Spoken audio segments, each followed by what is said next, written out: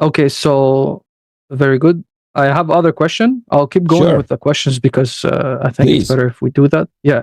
Yeah. So the other question is, what if we as a Shia, we have a lot of Shia communities. We have the Hazara, we have the South Lebanese Shia, we have the Shias in Bahrain. What if all of those people they get persecuted because of their faith and they cannot practice anymore and are treated like the people in China, like you were saying? Yeah. What do they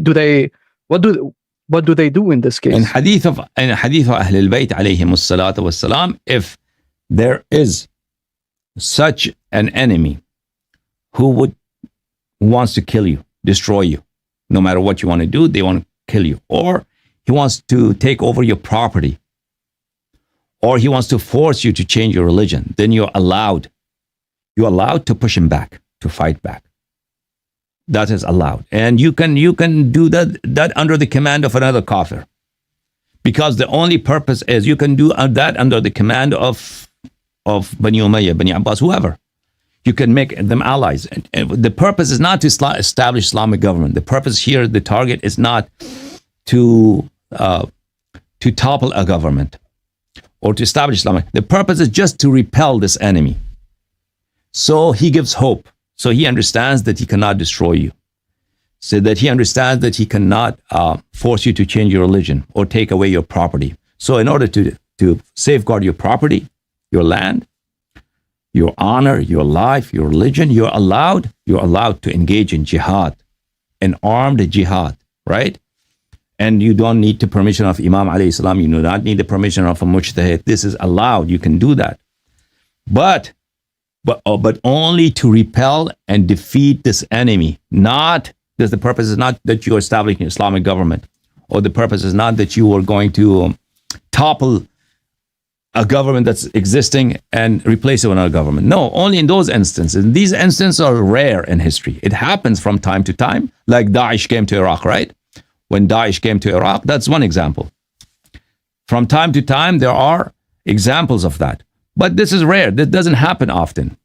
When Mughals came, Halaku Khan and before him Genghis Khan came to Islamic lands, that was their conduct. If anybody resisted them, they would commit genocide. They will massacre them all, kill everyone in that any city, any region that resisted the Mughals, the Mongols. So the Shias, what did the Shias do? The Shias did not resist. That's why the Mongols did not kill the Shia. Mongols killed whom? Bani Abbas and the Bani Abbas generals and their armies in those towns that resisted them. But Shias, they opened their arms to the Mongols. He said, we don't have anything against you. Bani Abbas is killing us, and alhamdulillah, you have come here to defeat them. And Halaku Khan, Allama Hilli, in his book, he mentions in Al-Fain, I think, on one of his books I saw, he says, because he himself did not live at that time, but his father was around when Halaku Khan came to Iraq. He said, when Halaku Khan and the Mughal army came to Iraq, he summoned Shia scholars from South Iraq, from Hilla, Karbala, these areas. So my father, along with Shia scholars, they went to see him, the king.